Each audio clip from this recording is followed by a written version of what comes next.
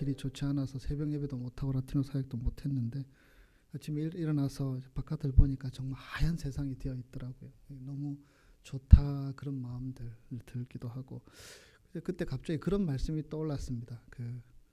여러분 그 말씀 아시죠? 마음이 청결한 자는 복이 있나니 그 다음 어떻게 되는지 혹시 아세요? 하나님을 볼 것이며. 그냥 그런 말씀이 그 하얀 눈을 보면서 제 마음에 그런 마음 가졌으면 좋겠다. 그래서 내 마음이 저 눈처럼 하얀 깨끗한 마음으로 하나님을 볼 수 있었으면 좋겠다. 그런 마음 가졌던 기억이 있습니다. 우리 옆 사람에게 그렇게 축복하기 원합니다. 청결한 마음으로 하나님을 볼 수 있기를 바랍니다.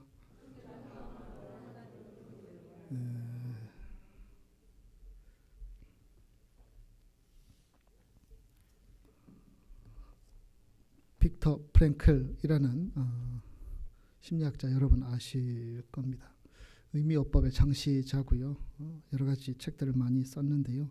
죽음의 수용소 제가 설교 때도 몇 번 인용을 했던 것 같습니다. 그 책에서 그는 자신이 유대인 의사로서 나치의 수용소에서의 경험을 여러 가지로 그리고 있습니다. 그때 1944년 독일이 곧 패전하기 전의 상황이었는데 그곳은 아우슈비츠 수용소 추운 겨울입니다. 사람들은 그런 생각들을 다 가집니다.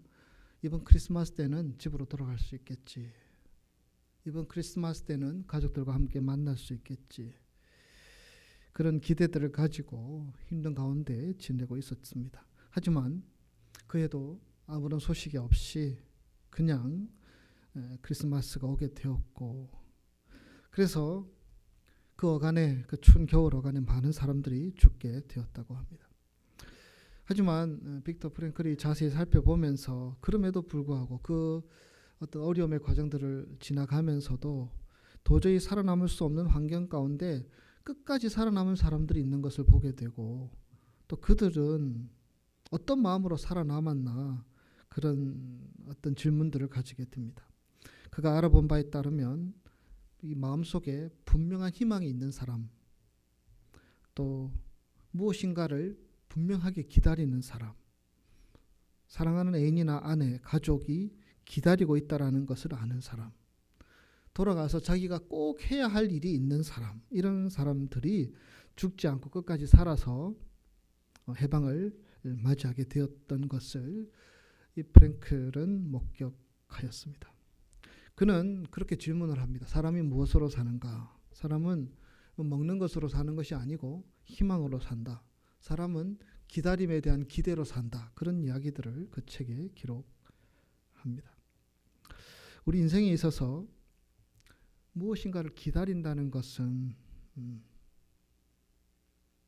참 귀한 것입니다. 아니, 기다림 없이 이루어지는 것은 하나도 없습니다. 기다림 속에서 삶은 진행되고 기다림 속에서 우리는 어떤 길로 인도되고 기다림 속에서 무엇인가를 이루어가고 성취해 나갑니다. 그 기다림이 나이가 젊을 때에는요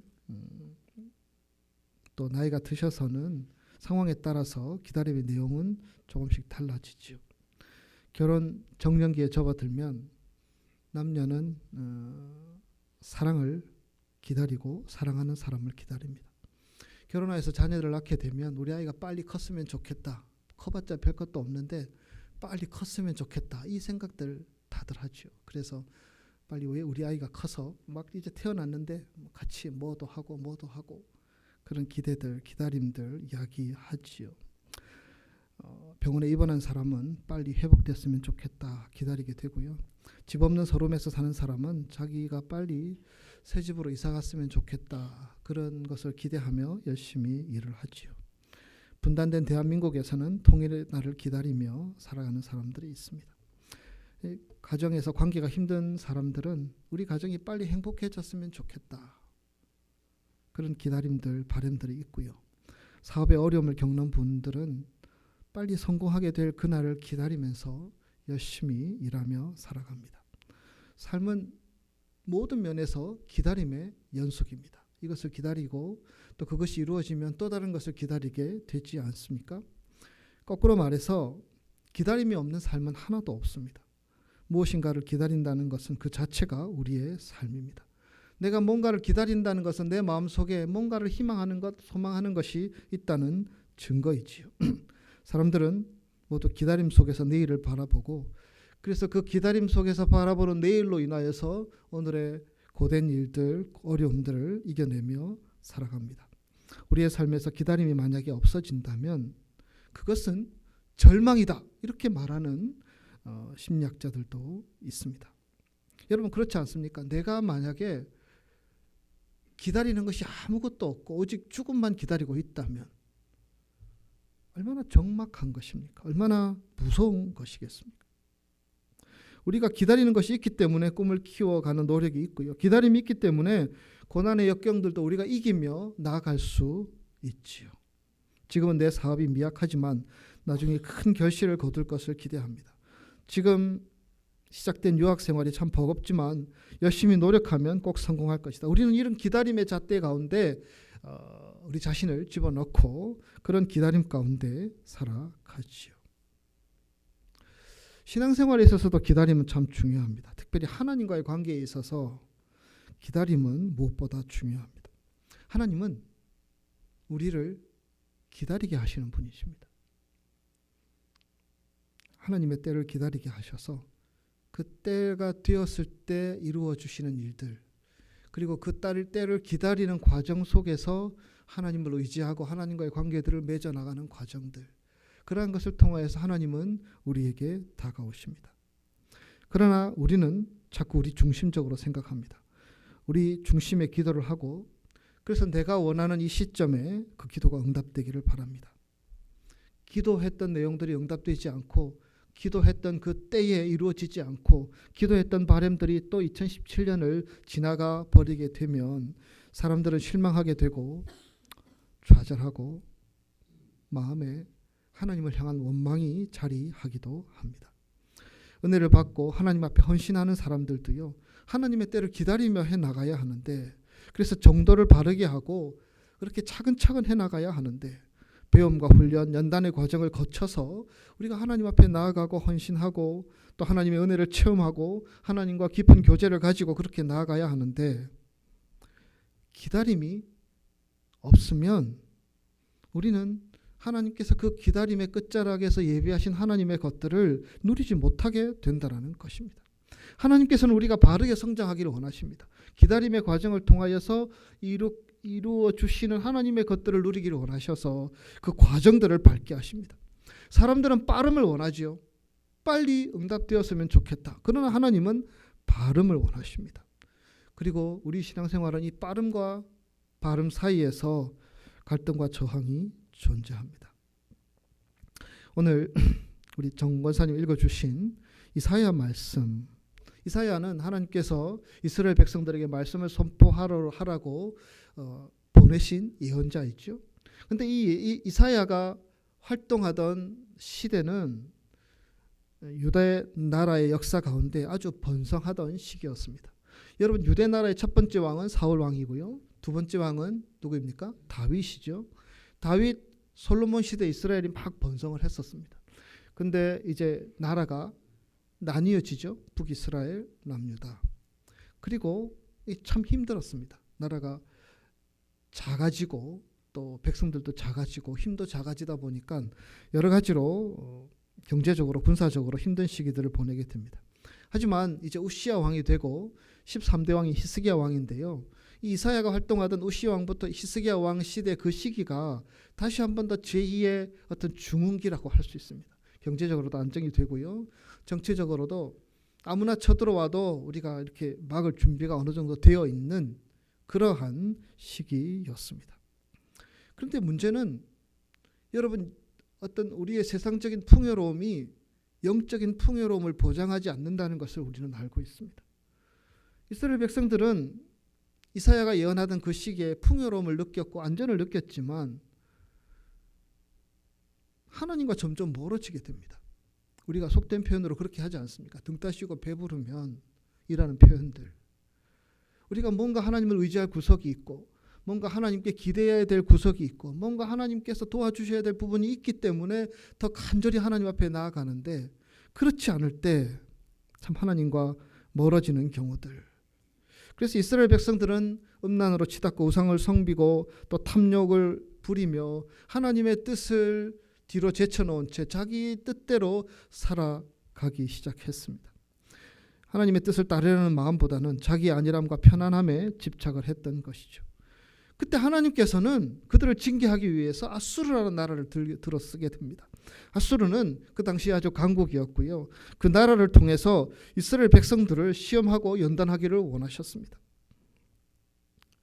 그 환난은, 그 고통은 이스라엘 백성들로 하나님 앞에 바로 서도록 하기 위한 하나님이 주신 또 다른 기회였던 것이지요. 그런데 이스라엘 백성들은 그 위기를, 그 기회를 붙들지 못했습니다. 왜냐하면 그들은 이미 영적으로 병들어 있었고 하나님과 멀어져 있었습니다. 그래서 위기가 오면 그것을 우리가 잘못했구나, 하나님 앞에 나아가야지 라고 하면서 자신들을 돌아보아야 하는데, 그들은 하나님을 의지하기보다는 애굽을 의지했습니다. 본문 2절 30장 2절 말씀 그들이 바로의 세력 안에서 스스로 강하려 하며, 바로의 세력 안에서, 바로의 도움 안에서, 이집트 왕의 도움 안에서 스스로 강해지고 안전하기를 원했습니다. 애굽의 그늘에 피하려 하여 애굽으로 내려갔으되 나의 입에 묻지 아니하였도다. 이스라엘 백성은 아수르의 침략을 막기 위해서 하나님을 의지하기보다는 애굽을 먼저 의지했습니다. 애굽 안에서 안정과 평화를 누리고자 했던 것이죠. 그러나 하나님은 7절 상발절 말씀에서 이렇게 말합니다. 애굽의 도움은 헛되고 무익하니라. 영적으로 병들어 있던 그들은 하나님께 묻지 않고 하나님의 답을 듣고자 기다리지 못했습니다. 그냥 현실적인 판단을 통해서 지금 아수르랑 힘을 견줄 수 있는 나라는 애굽밖에 없고, 이 애굽을 의지하면 우리의 안전을 도모할 수 있다라는 것이 그들의 판단, 그들의 선택이었습니다. 그리고 그 선택 가운데 하나님은 없었습니다. 그래서 성경은 그렇게 얘기하고 있죠. 나의 입에 묻지 아니하였도다. 하나님의 입에 묻지 아니하였다, 그렇게 표현하고 있습니다. 하나님의 영으로부터 나온 말이 아니고 하나님의 뜻으로 나온 것이 아니고 자기의 판단과 자기의 생각으로 그렇게 애굽을 의지하게 되었다는 것입니다. 여러분, 우리는 그런 것을 믿습니다. 하나님은 우리의 삶의 답을 가지고 계시다. 여러분, 그렇게 믿으십니까? 하나님은 우리의 삶의 답을 가지고 계시고 우리가 걸어가야 될 길을 알고 계시고 우리가 가진 문제의 해결책을 알고 계신 분이십니다. 그래서 우리로 하나님을 찾기를 원하십니다. 우리에게 이런 일 저런 일, 좋은 일이 있고 감사한 일도 있지만 고된 일, 버거운 일, 힘든 일도 우리에게 있지요. 그런데 그것을 통해서 하나님은 당신이 가진 답을 우리에게 주시기를 원하십니다. 위기가 기회라는 것입니다. 영적인 기회라는 것입니다. 하나님은 답을 갖고 계신데 그들은 그 답을 갖고 계신 하나님을 찾지 않았다는 것입니다. 답을 찾고 계신 하나님께서 답을 주실 때까지 기다리지 못했다는 것입니다. 내가 빨리 나서서 우리 민족을, 우리 나라를 애굽에 의지하여서 풀어나가야지 괜찮을 것 같아. 이것이 그들의 생각이었습니다. 1절 말씀 30장 1절입니다. 여호와께서 이르시되 패역한 자식들은 화 있을진저 그들이 계교를 베푸나 날로 말미암지 아니하며 맹약을 맺으나 나의 영으로 말미암지 않고 죄에 죄를 더하도다. 아주 중대한 결정을 내려야 할 그 중요한 시기에 그들은 하나님의 뜻을 여전히 거스린 채, 하나님을 제쳐놓은 채 그렇게 나아갔다는 것입니다. 여러분, 사람이 무엇을 선택하고 무엇을 결정하는 것은요, 그 사람이 누구인지를 드러내는 것입니다. 그리스도인이라면 그리스도인답게 선택하고 결정하는 것이 마땅하지요. 근데 내가 그리스도인인데 그리스도인답게 선택하고 결정하지 않는다면 그것은 과연 그 사람이 그리스도인이냐? 이런 의문들을 가질 수 있게 되지요. 우리가 가진 신앙은 우리의 선택과 행동으로 드러날 수밖에 없기 때문입니다. 어떤 근거로, 어떤 방법으로 우리가 결정하는지가 우리 자신을 보여주는 것이 아니겠습니까? 근데 이스라엘 백성들은 그렇게 결정했습니다. 하나님, 여러분, 그들은 예배도 잘 드렸고 제사도 열심히 드렸고 1년에 3차례 하나님 앞에 나아가 자신을 보이기도 했고요. 자신이 죄를 지으면 하나님 앞에 속죄의 제사도 빠짐없이 드렸던 사람들이었습니다. 그러나 그들이 어떤 상황 가운데 처한 위기를 돌파하는 데 있어서 하나님은 그들의 안중에 없었습니다. 그래서 오늘 1절 말씀에 이것을 죄라고 표현하고 있지요.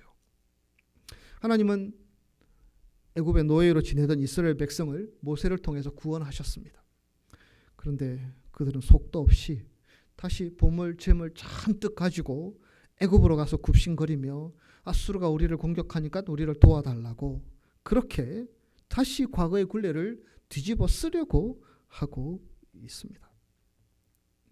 여러분은 여러분 앞에 놓여 있는 문제와 어떤 결정의 순간에 어떻게 그 문제를 해결하시며 결정하십니까? 사람들은 상식적으로 풀어나가기를 좋아하고요. 이성적으로 풀어나가기를 좋아합니다. 그리고 이스라엘 백성들도 그렇게 했습니다. 그러나 그것은 신앙인의 태도가 아니었습니다. 말씀드린 것처럼 유대의 백성들은 하나님 앞에 예배하는 백성이었습니다. 그래서 심지어는 남과 북이 나뉘어지고요. 남유다 사람들, 북이스라엘 사람들. 이 사람들은 이제 다시 예루살렘에 와서 예배하지 않는 자들. 저 사람들은 개돼지와 똑같은 자들이야. 사람 취급하지 않았습니다. 그들은 짐승처럼 여겼고 사마리아인들 특별히 그들은 아예 사람으로 취급조차 하지 않았습니다. 이방인들은 그들은 경멸하면서 우리만 하나님의 백성이라고 자부심이 대단했던 백성입니다. 그런데 그들의 머릿속에는 선택의 상황에는 하나님이 계시지 않았습니다. 그들의 마음속에 하나님이 없었습니다. 안중에 없었습니다. 그리고 그런 결정을 하게 된 것이죠. 다시 한번 질문합니다. 우리는 그리스도인입니다. 그리스도인이 무엇입니까? 그리스도인은 매사에 하나님의 뜻을 살피며 이렇게 표현해도 될까요? 하나님의 눈치를 보는 사람입니다. 하나님이 두려워서 하나님이 혼낼까 봐 걱정돼서 눈치 보는 게 아닙니다. 하나님의 눈치 보고 하나님의 뜻을 잘 붙들며 사는 것이 우리의 삶의 답이고 그 자리에 하나님은 인도하시고 예비하시는 은혜가 있기 때문에 하나님의 눈치를 보는 것입니다. 하나님이 어떻게 생각하실까? 하나님이 어떤 마음을 가지고 우리가 살기를 원할까? 하나님의 눈치를 보는 것입니다. 헤아려 보는 것입니다. 그분은 하나님의 뜻을 알고자 하는 자들에게 당신의 뜻을 보여주시는 분이십니다. 하나님은 당신의 뜻을 간절히 찾고자 하는 자들에게 그것을 알려주시는 분이십니다. 우리가 어떤 자리에 있든지 간에 우리가 그 간절함으로 하나님의 뜻을 구하면 하나님이 보여주신다는 사실입니다. 그런데 그리스도인이라면서 하나님 눈치는 전혀 안중에 없는 사람들, 우리의 방식만을 고집하는 내가 방식으로 이 문제를 해결하려고 하는 것은 그리스도인답지 않은 모습이지 않겠습니까?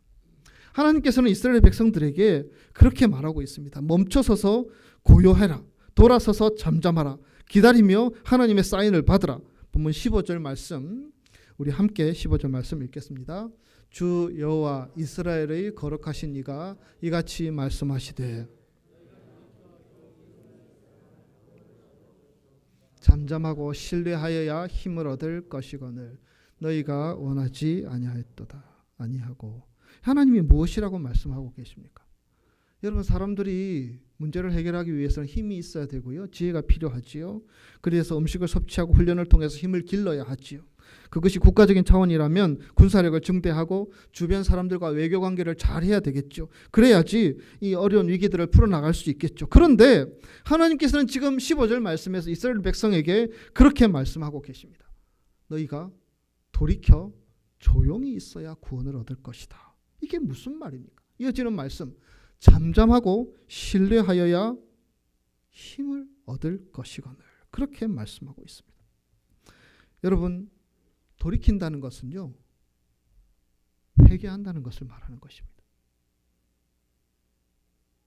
그들에게 닥쳐진 위기 상황 가운데 내가 하나님 앞에 바로 서 있는지를 돌이켜 회개해야 한다는 것입니다. 그리고 어떻게? 조용히 있어야. 왜 조용히 있는 것입니까? 아무것도 안 하고 넋놓고 있으라는 것입니까? 그렇지 않습니다. 조용히 있어야 구원을 얻을 것이다라는 것은요, 하나님께서 구원의 손길을 내밀어 주시겠다는 것입니다.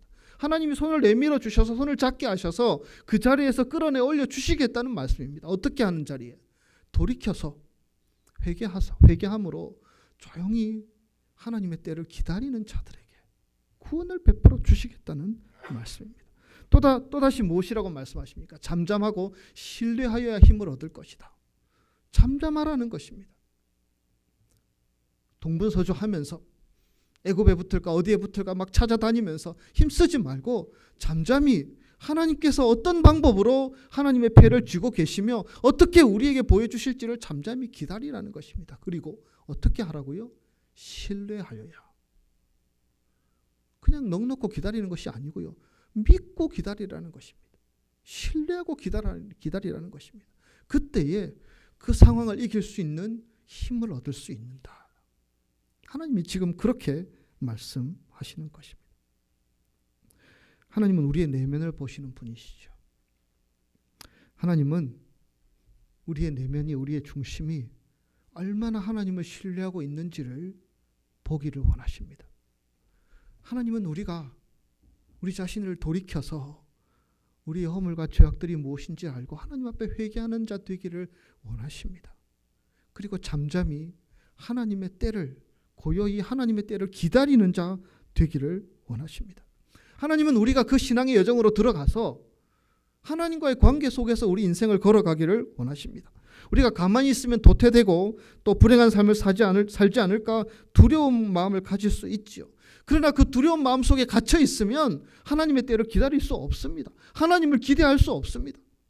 신뢰하여야, 잠잠하고 신뢰하여야 하나님을 바라볼 수 있게 되고 하나님의 때를 기다릴 수 있다라는 것입니다.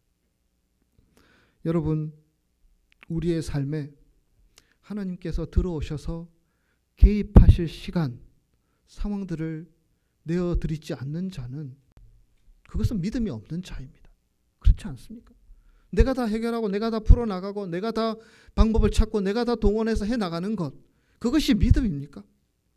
하나님이 살아계시고 하나님이 역사하신다면 하나님의 때를 기다려볼 수 있는 믿음이 우리에게 있어야 하지 않겠습니까? 좀 전에 말씀드렸죠. 하나님은 우리가 가진 삶의 답을, 패를 쥐고 계십니다. 그리고 그것을 보여주기를 원하십니다. 돌이켜 조용히 있어야 구원을 얻을 것이요 잠잠하고 신뢰하여야 힘을 얻을 것이거늘. 여러분, 이것이 믿음이 아니겠습니까?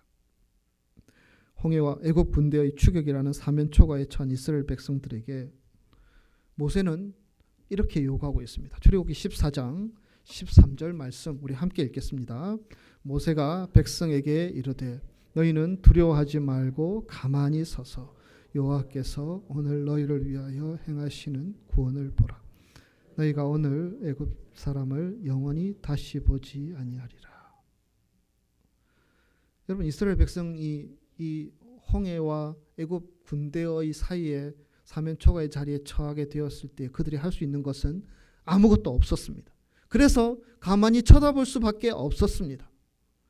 그런데 가만히 쳐다보고 있는 그들에게 하나님께서는 하나님께 대한 기대밖에 없기 때문에 하나님만 바라보고 있는 그들에게 하나님께서는 홍해를 갈라지게 하셔서 길을 열어 주셨습니다.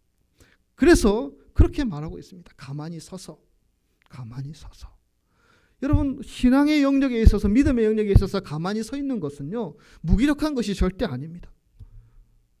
하나님의 역사를 기대하는 것입니다. 하나님의 때를 기다리는 마음의 자세, 준비의 자세가 되어 있는 사람들만이 가만히 서서 하나님의 구원을 바라볼 수 있는 것입니다. 그래서 우리로 하나님을 전적으로 신뢰하는 자 되기를 원하십니다. 하나님이 일하시는 것을 기다리는 자 되기를 원하십니다. 그래서 우리 하나님께서는 시편 40편 1절에 이렇게 말씀하십니다. 우리 함께 읽겠습니다. 내가 여호와를 기다리고 기다렸더니 귀를 기울이사 나의 부르짖음을 들으셨도다. 나를 기가 막힐 웅덩이와 수렁에서 끌어올리시고 내 발을 반석 위에 두사 내 걸음을 견고하게 하셨도다. 새 노래 곧 우리 하나님께 올릴 찬송을 내 입에 두셨으니 많은 사람이 보고 두려워하여 여호와를 의지하리로다. 아멘. 하나님을 기다리는 것은 헛된 망상이 아닙니다.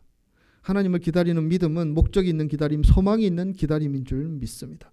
그 기다림 속에 맺어가는 믿음의 견고함 속에 우리 가운데 일하시는 그 살아계신 하나님의 흔적들을 하나님은 보여주시기를 원하십니다. 그래서 하나님은 그것을 보기 위해서 기다리신다고 말씀하십니다. 본문 18절 말씀 우리 같이 읽겠습니다. 그러나 여호와께서 기다리시나니 이는 너희에게 은혜를 베풀려 하심이요 일어나시리니 이는 너희를 긍휼히 여기려 하심이라. 대저 여호와는 정의의 하나님이심이라. 그를 기다리는 자마다 복이 있도다. 아멘. 신앙은 하나님의 은혜를 기다리며 기대하는 것입니다. 우리를 긍휼히 여겨주셔서 내버려 두지 않으시고 은혜를 베풀려고 하시는 그 하나님을 기다리는 것인 줄 믿습니다. 그것이 바로 신앙입니다. 공의의 하나님, 정의의 하나님을 말씀하고 계시죠. 하나님의 정의, 하나님의 공의가 무엇입니까? 여러분 무엇이라고 생각하십니까? 내가 하나님을 온전히 의지하는 것, 내가 하나님의 역사를 온전히 믿고 나아가는 것, 그것이 하나님의 정의와 하나님의 공의가 아니겠습니까? 하나님은 공의의 하나님이 되셔서 하나님의 공의대로 역사해 주시는 분이십니다.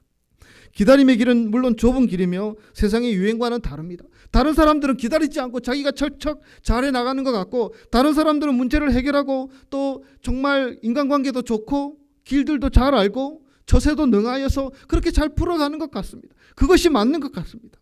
그러나 하나님은 아니라고 말씀하십니다. 하나님은 기다리는 자들에게 복을 주시겠다고.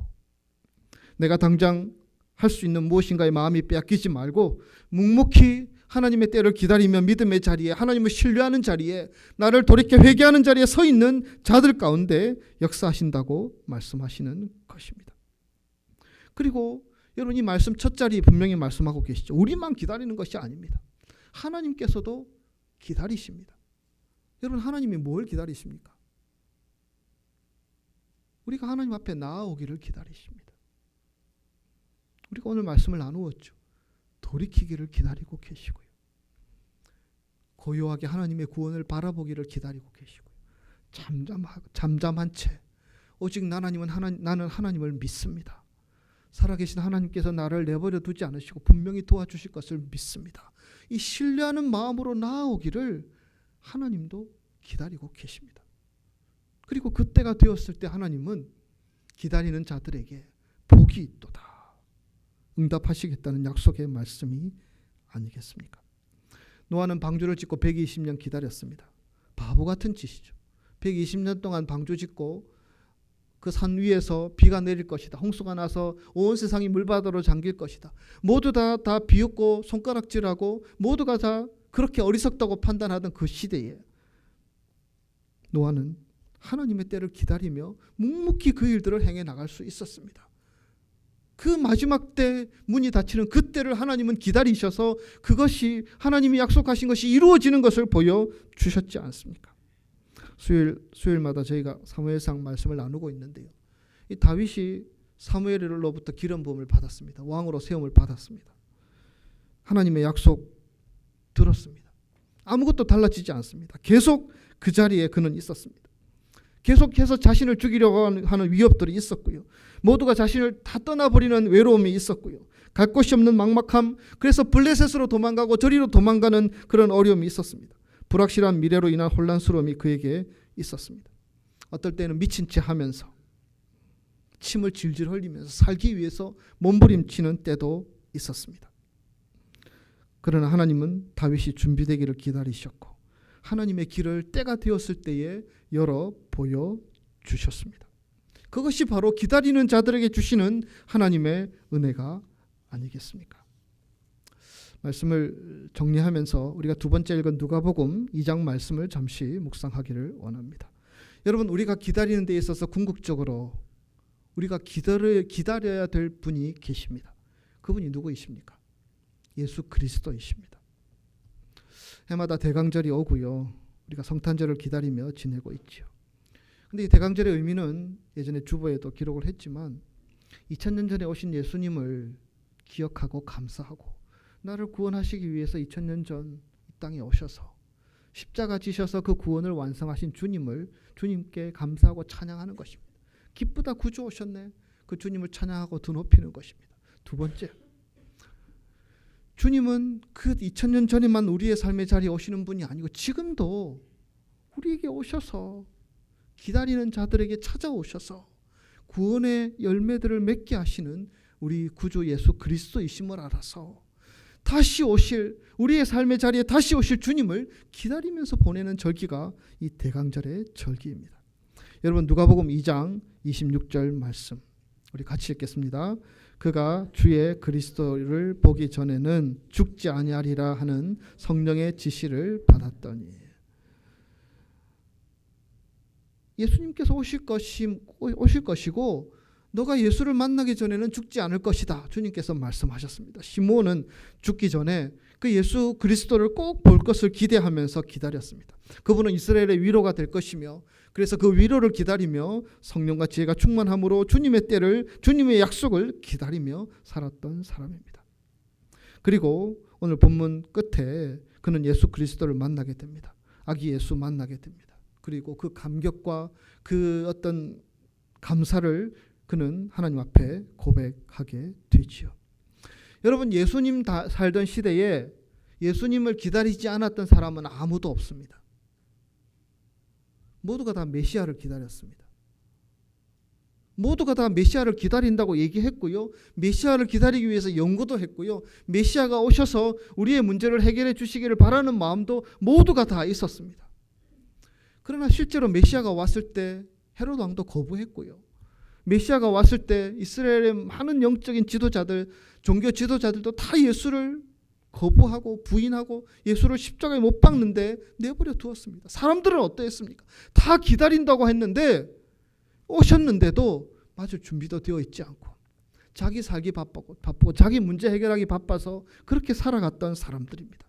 오직 한 사람, 시므온은 자기가 죽기 전에 예수가 올 것이다, 이 약속을 신실하게 기다리며 날마다 성전에서 주님의 때를 기다렸던 것입니다. 그리고 그 기다림으로 인하여서 예수를 만나게 되고 그 감격들을 그는 노래하고 있는 것이죠. 여러분, 우리도 예수를 기다리는 사람들입니다. 아니, 여러분, 예수를 기다리는 사람들이십니까? 어떻게 예수님께서 우리에게 오시기를 원하십니까? 어떤 바람들, 어떤 기대들을 갖고 계십니까? 성탄절 또 보내게 되고 대강절 보내게 되는데 우리에게 과연 어떤 기대들이 있는지, 어떤 기다림으로 기대하고 있는지를 주님께서는 우리 스스로에게 묻기를 원하십니다. 유대인처럼 이상적으로만, 그래, 예수님 기다리는 것이 맞아, 예수님 기다려야지, 그래서 노래도 부르고 찬양도 하고 예배도 드리고 그렇게 지내기는 하지만 어떻게 예수께서 찾아오셔서 우리의 삶 가운데 관여하기를 원하시는지, 어떻게 오셔서 긍휼을 베푸시기를 원하는지, 어떻게 오셔서 내 가정을 변화시키기를 원하시는지, 어떻게 오셔서 내 삶을 새롭게 하기를 원하시는지에 대한 기다림이 여러분에게는 있으십니까? 주님이 무엇을 하기를 원하십니까? 여러분 가운데 무엇을 하기를 원하셔서 여러분 기다리고 계시냐라는 것입니다. 하나님도 기다리고 계신다라는 말씀을 우리가 보았습니다. 그렇습니다. 하나님도 기다리고 계십니다. 우리가 그 예수를 영접할 준비가 되어 있는, 하나님의 역사를 기다릴 준비가 되어 있는 그 시간들을 우리 주님도 기다리고 계십니다. 그런 우리들을 향하여서 주님은 도전하고 계십니다. 돌이켜서 고요하게 하나님의 구원을 기다려야 한다고, 잠잠하고 신뢰함으로 주님께서 주시는 힘을 기다려야 한다고 우리에게 말씀하고 계십니다. 믿음의 삶을 살지만 여전히 어지러운 우리의 삶, 그러나 주님께서는 분명 우리보다 더 간절하게 우리의 가정과 우리의 삶과 우리의 교회와 이 땅을 고치시고 치유하기를 원하시는 분이신 줄 믿습니다. 그래서 오늘도 이 대강절의 절기를, 성탄의 절기를 지키게 하여 주시는 분이십니다. 이번 성탄절이, 이번 대강절이 내가 여호와를 기다리고 기다렸더니 귀를 기울이사 나의 부르짖음을 들으셨도다, 이 고백이 있는 성탄절 대강절이 될 수 있기를 소원합니다. 이 기다리고 기다리는 우리의 마음들을 준비하여서 하나님 앞에 나아갈 수 있는 우리 크리스탈 교우들이 될 수 있기를 소원합니다. 기다리는 자에게 하나님이 역사하신다는 사실입니다. 그리고 그 기다림의 때를 하나님도 기다리고 계시는 줄 믿습니다. 기도하겠습니다.